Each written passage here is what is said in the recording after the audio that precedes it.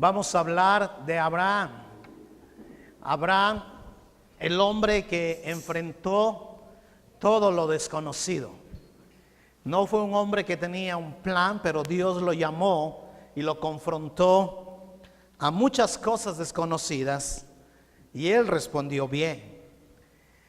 Hace 2 años nuestra familia fue ahí a el parque de Disney. Yo había tenido oportunidad de ir casi un año antes ahí por una conferencia de las cajitas y nos llevaron un día de diversión ahí.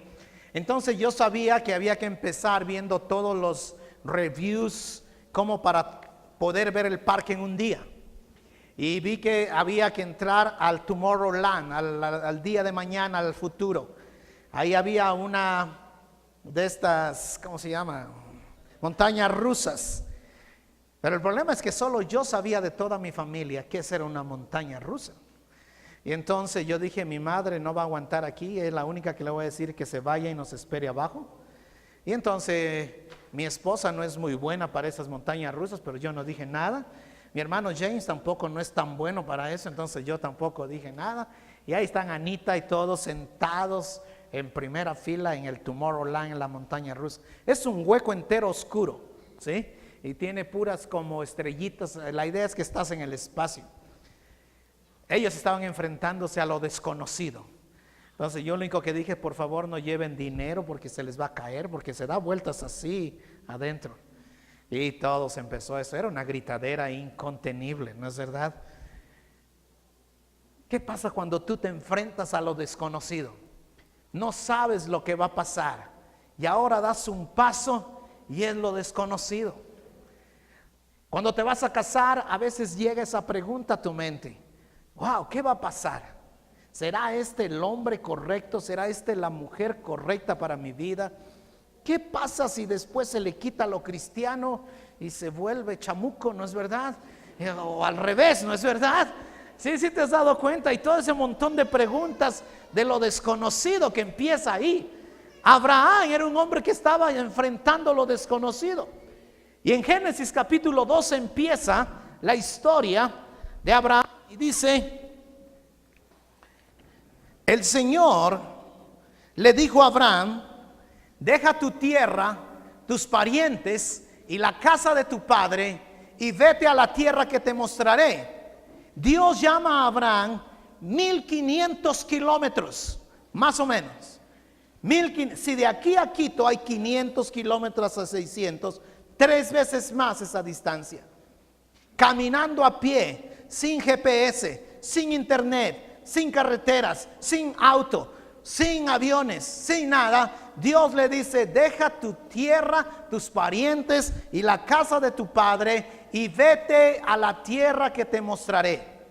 Y dice la historia que Abraham tomó todas sus posesiones, las empacó y empezó la travesía para llegar a Canaán. Abraham salió desde donde es hoy Babilonia y llegó hasta donde es Israel. Es decir, 1500 kilómetros aproximadamente. Abraham caminó y le creyó a Dios ahí. Mi primer punto en esa mañana es: obedece a Dios y deja a Dios las consecuencias. Hay que ser valiente para hacer lo que Abraham hizo. Obedece a Dios y déjale a Él las consecuencias. No tienes por qué condicionar a Dios. Dios es el que está en control. Tu trabajo y mi trabajo es obedecer a Él de lo que Él está haciendo. Y nosotros tenemos que obedecerle, y no te preocupes por las consecuencias. No te preocupes si es que la persona con la que Dios te está llamando a hacer algo no responde en la misma forma. Deja que eso es cuestión de Dios. Si tú estás evangelizando a alguien, haz todo de tu parte. Deja a Dios las consecuencias. Si tú tienes que vivir en el matrimonio una vida de santidad y a lo mejor tu cónyuge no responde en la misma forma, tu trabajo es: tú obedece a Dios, deja a Dios las consecuencias. Muchas veces estamos preocupados tanto de querer tener todos los fondos para hacer lo que vamos a hacer, de querer tener todo el plan para lo que vamos a hacer, y no podemos confiar en Dios y obedecer a Dios. Ahora, Abraham tuvo algunos fracasos. Abraham no fue un hombre perfecto. Es interesante que Abraham y Sara mintieron en algunas de esas formas. Se reían cuando Dios decía que va a hacer algo por fe. Y recuerda que están ahí en Canaán y de repente Dios les dice tienen que ir a Egipto porque hay una hambruna. Y Abraham piensa en su manera humana de pensar: wow, tú eres hermosa, Sara, ¿no es cierto? Y si te llevo allá, el rey de Egipto, el faraón, se va a enamorar de ti y me va a matar a mí, y después que me mate te va a hacer a ti tu esposa, por lo tanto vamos a mentir, ¿no es verdad? Wow. Y de repente que están esperando el hijo de la promesa, y el hijo de la promesa no llega pronto. Y entonces han esperado 14 años la promesa. Desde los 75 años de Abraham, más o menos, está esperando la promesa de que llegue el hijo, y el hijo no llega. Y Sara tiene una idea, dice: debemos tener un hijo con la esclava, y entonces es el hijo de la promesa. Y tú te vas a pensar: wow, esta Sara, ¿no es cierto? ¿Qué Sarita? Y entonces Abraham, ni tardo ni perezoso, ¿qué hizo? Tuvo un hijo que era fuera del pacto, fuera del matrimonio. Pero Abraham era compasivo, muy compasivo. Abraham sabía que su identidad no dependía de sus posesiones económicas. Dice que era un hombre afortunadamente y que tenía recursos para sí mismo, financieros. Pero cuando se fue de Ur de los Caldeos a la tierra que Dios lo llamó, se trajo a su sobrino Lot. Y Lot solo es un problema para él en toda la historia, ¿cierto? Porque de repente la gente empieza los empleados de Abraham con los de Lot empiezan a pelearse, y entonces se paran ahí, y entonces Abraham le dice: ok, mi querido sobrino Lot. A veces yo pienso que Abraham tuvo tanta paciencia con Lot porque no tenía descendencia, y su sobrino era quizás la descendencia que iba a tener. Y entonces se para Abraham con Lot y le dice: ok, Lot, ¿dónde tú quieres irte? Abajo está lo verde del río Jordán, y acá están las montañas. Si tú te quieres ir a lo verde, donde está la producción y la riqueza, ándate, yo me iré a las montañas. Y Lot escoge todo el valle del río Jordán, donde estaba Sodoma y Gomorra. Y Abraham escoge las montañas, lo seco, lo árido. Y tú te pones a pensar, el hombre no está pensando en dinero. Y después, cuando Lot se mete en problemas, ¿quién lo libera? Abraham lo libera. Y después entonces Lot, va Dios a destruir Sodoma y Gomorra, y ¿quién empieza a interceder por Lot? Empieza Abraham a interceder por Lot. Dios, si hubieran 50 buenos, tú perdonarías. Si hubieran 40 buenos, tú perdonarías. Y empieza todo. Pero tú te das cuenta que el corazón de Abraham no estaba en las posesiones, estaba en la relación con Dios. Y luego cuando llegas al capítulo 14, Dios nunca le pidió el diezmo a Abraham. Abraham se lo dio porque él quiso. Dijo: de todo lo que tengo te voy a dar el 10%. Porque la identidad de Abraham era un corazón generoso. No estaba pensando en: wow, esto es mío, yo lo trabajé, yo lo sudé. Obedece a Dios y deja a Dios las consecuencias. Obedece a Él y deja a Él las consecuencias. No te afanes por tú tener la razón, deja a Él las consecuencias. Da ese paso que Dios quiere, pero obedécele y Él va a hacer lo que tiene que hacer. Luego, cuando llega el siguiente versículo de Génesis 12:2, viene esta promesa, ¿no es verdad? Dice: haré de ti una nación grande y te bendeciré, te haré famoso tu nombre y serás una bendición. Y decimos: aleluya, yo quiero eso de Abraham, ¿no es verdad? Y la teología de la prosperidad nos ha vendido esa idea de que wow.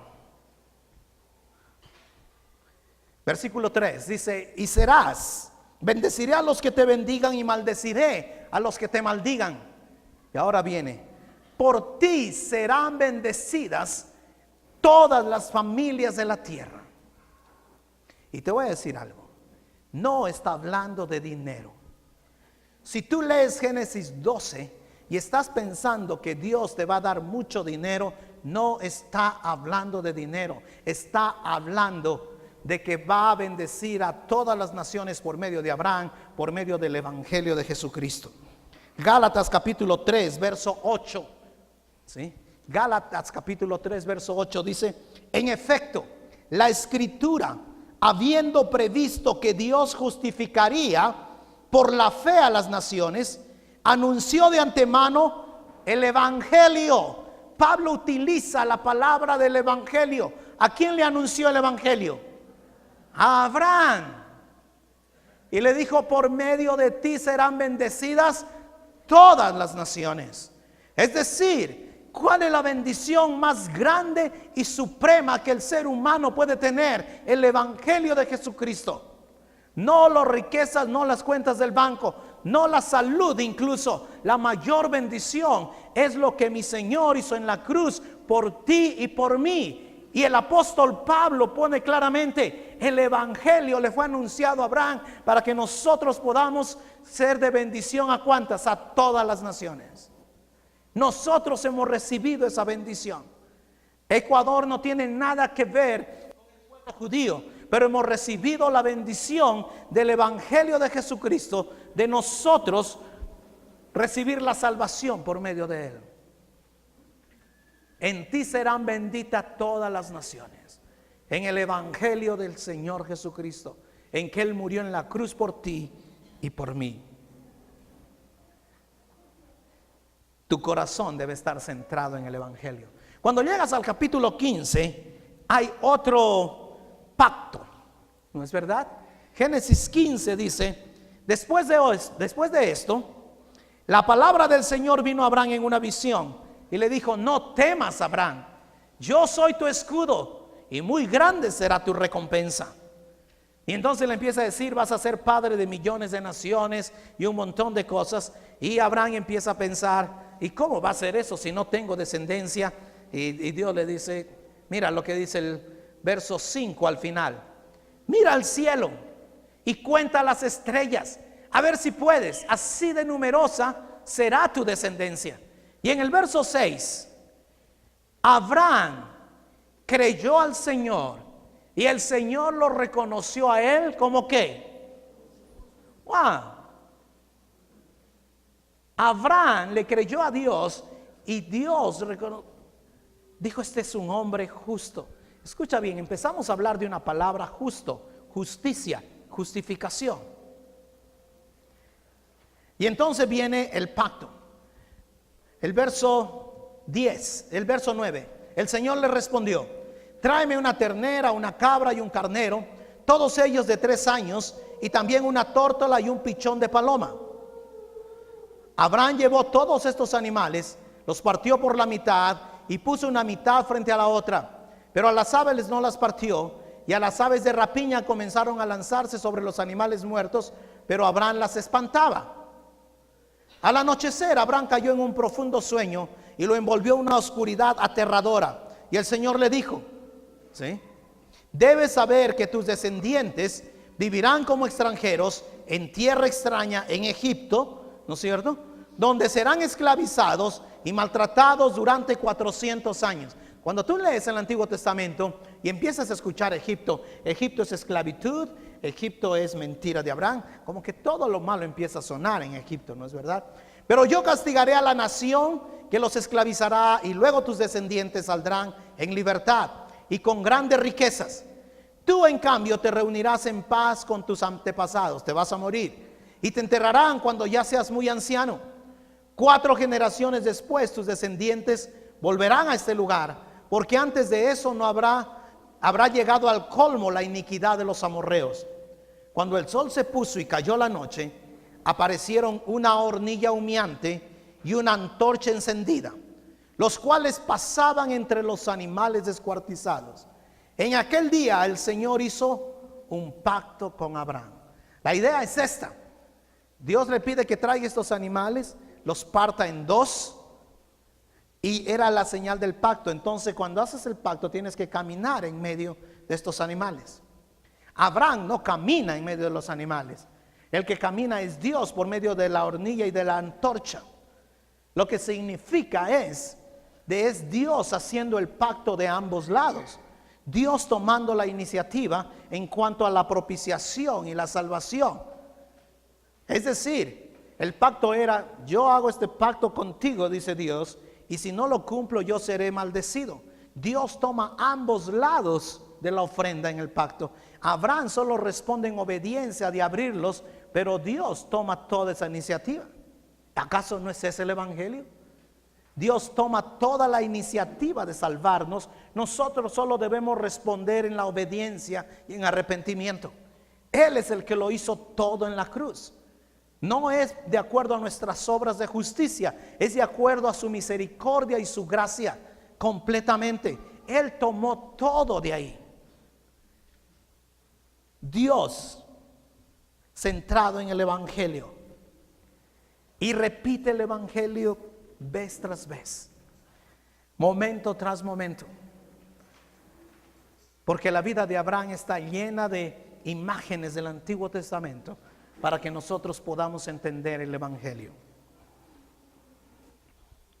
Luego dice, yo creo que esta es la parte más difícil de todas las partes de Abraham. Esta es la parte más dura. Es la que cantamos en la canción de Michael Carr acerca de El Shaddai, ¿no es verdad? Por su amor y su piedad salvó al hijo de Abraham. Génesis capítulo 22. Génesis 22.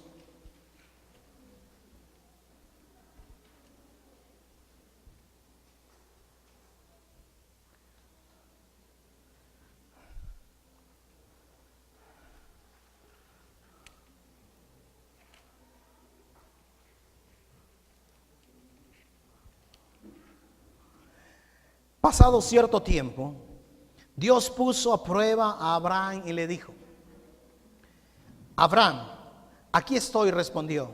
Y Dios le ordenó: toma a tu hijo, el único que tienes, y al que tanto amas, y ve a la región de Moría.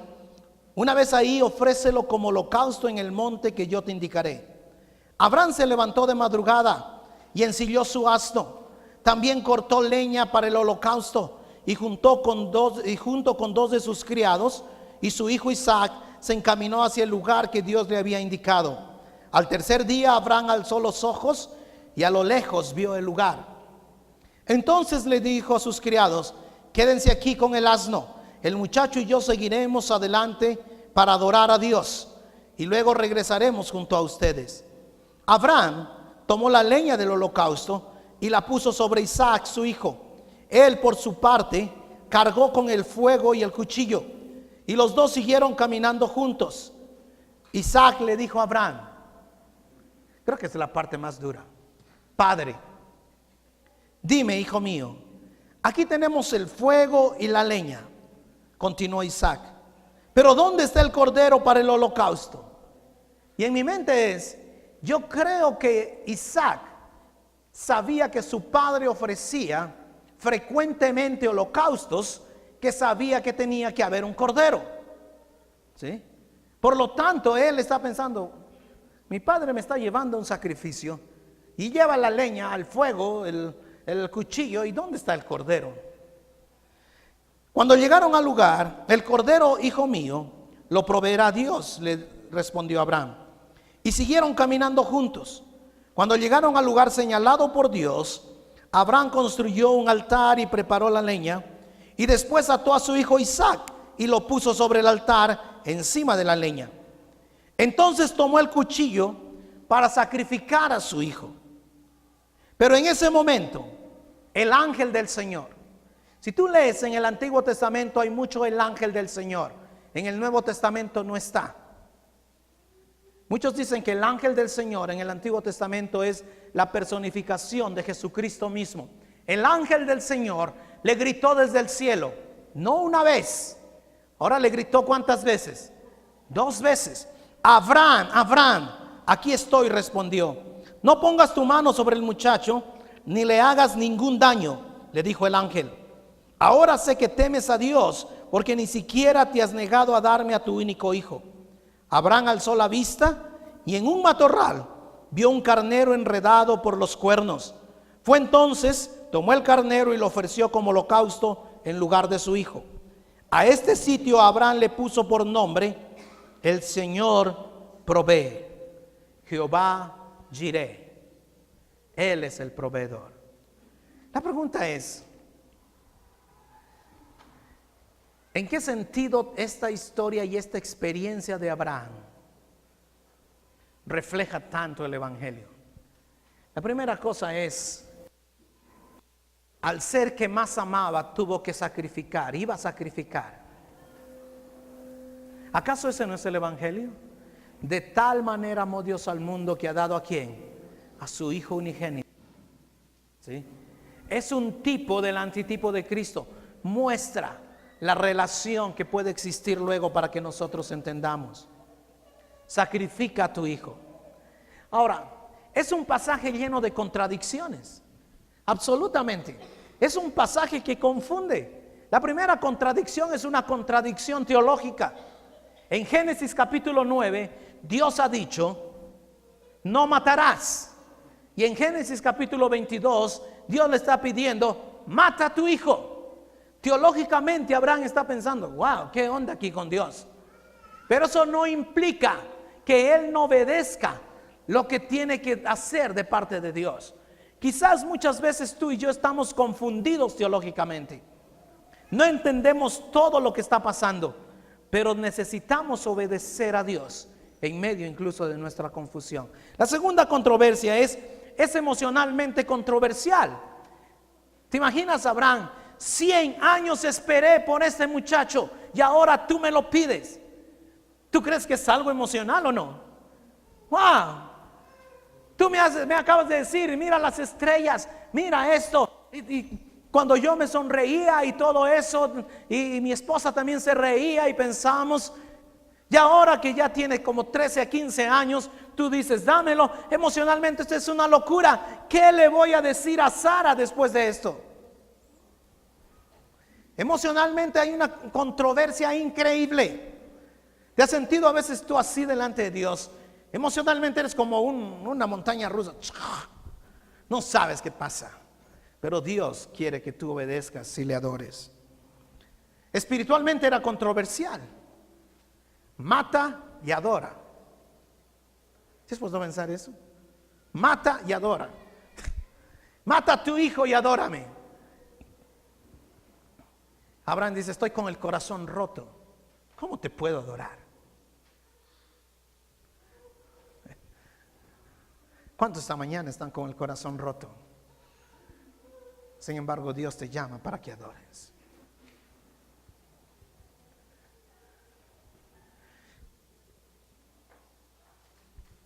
Pero Abraham fue más lejos, ¿no es cierto?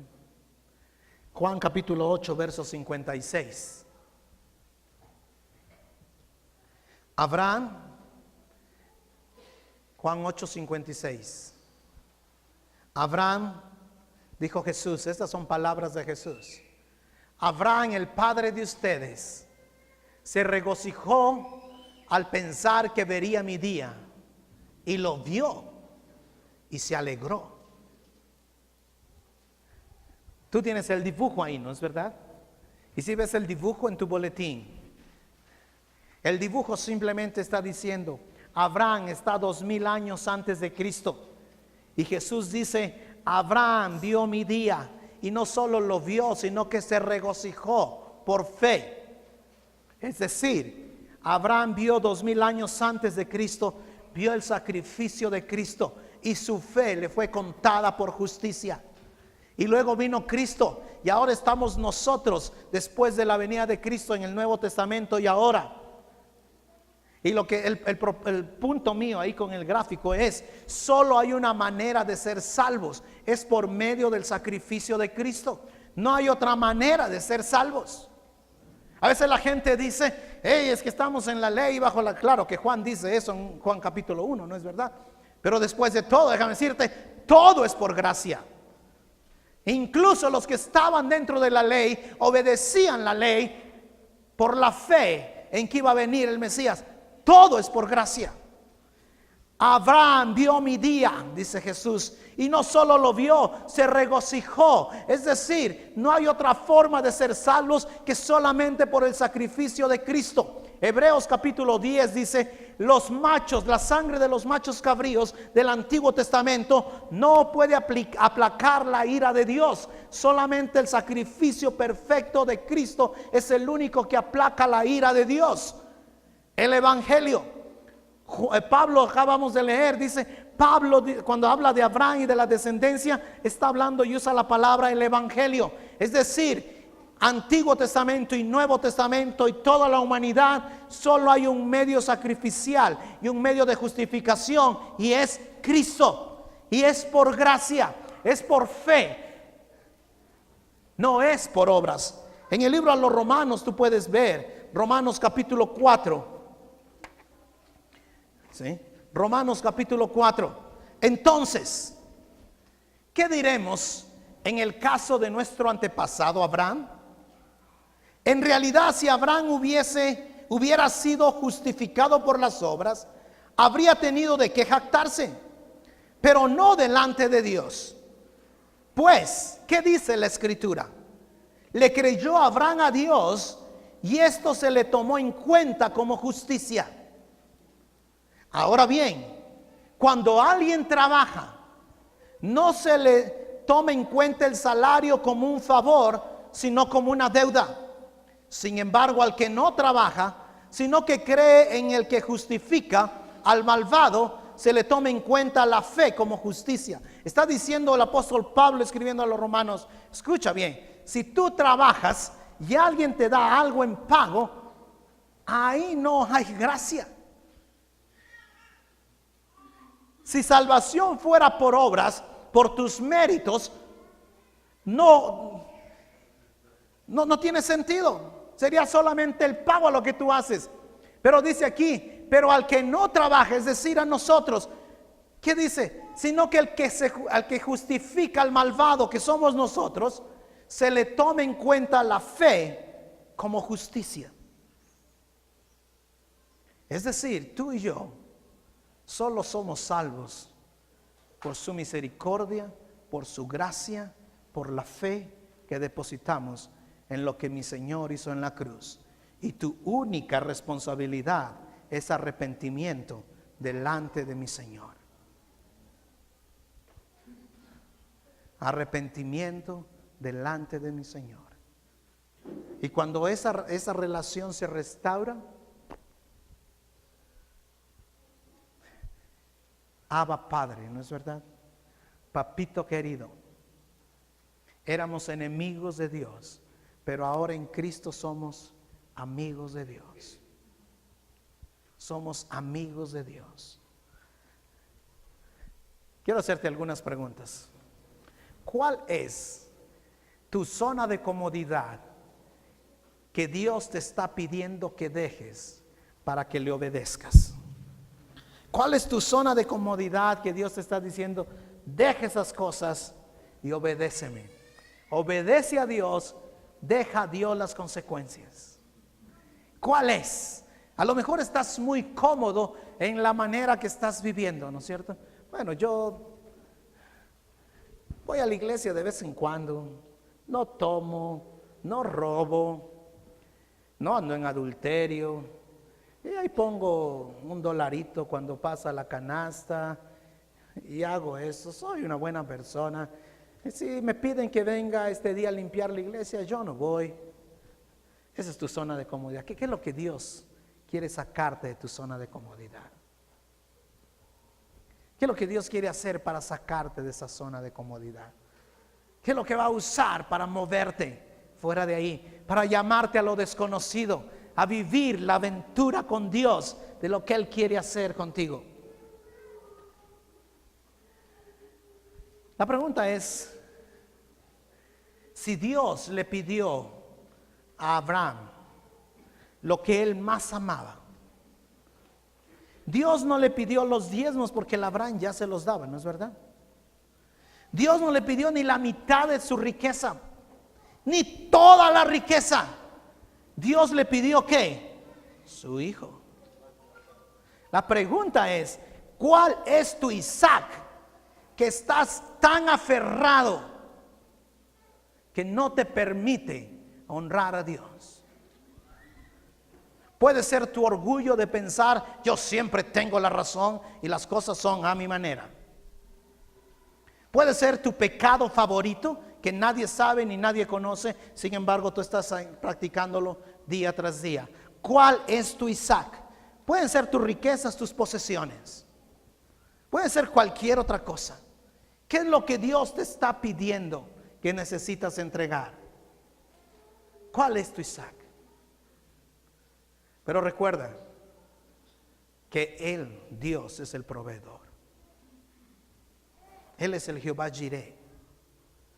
Él es el Dios que se complace en proveer materialmente, se complace en proveer con ánimo, se complace en proveer.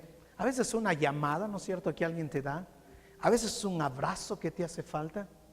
Él es el proveedor. Él es el sustentador. El libro a los Hebreos dice, Él sostiene, hablando de Jesucristo, todas las cosas con el poder de su palabra. De Él es todo. No hay nada que se pueda escapar de Él. ¿Cuál es el Isaac? ¿Y qué es lo que necesitas que Él provea? El mundo nos ha metido un montón de ideas que no son correctas y quiere hacernos vivir en nuestra zona de comodidad en vez de que Dios nos trata de llamar a una zona fuera de confort, fuera de esa comodidad.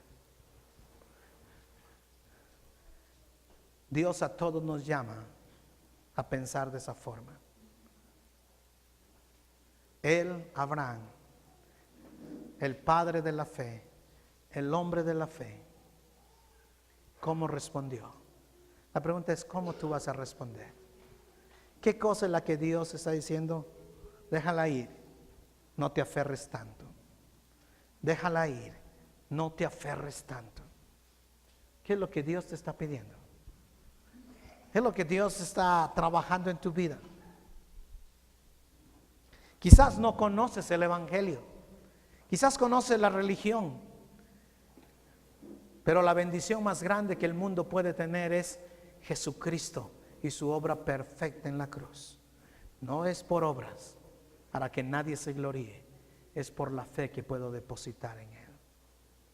Tú y yo estamos quebrados por tanto que pecamos, esa es la idea. Y Él pagó toda la deuda en la cruz del Calvario para redimirme. ¿Cuál es tu Isaac?